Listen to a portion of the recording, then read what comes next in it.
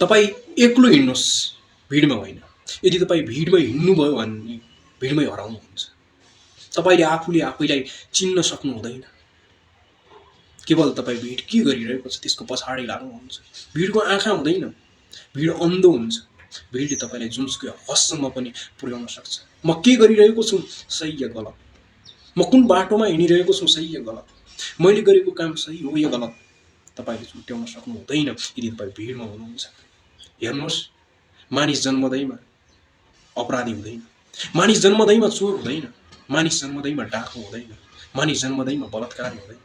यो समाजले उसलाई चोर बनाउँछ, यो समाजको तत्त्वले उसलाई चोर बनाउँछ, यो समाजले उसलाई डाकु बनाउँछ, यो समाजले उसलाई बलात्कारी बनाउँछ, यो समाजको भिडले उसलाई अपराधी बनाउँछ।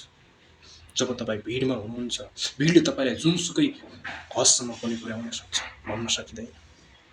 त्यसैले तपाईँ एक्लो हिँड्नुहोस्। जब तपाईँले आफूले आफूलाई प्रश्न गर्नुहुन्छ तब तपाईँले सही या गलत छुट्याउन सक्ने क्षमता तपाईँमा उत्पन्न हुन्छ। त्यसैले एक्लो हिँड्नुहोस्, भिडमा होइन।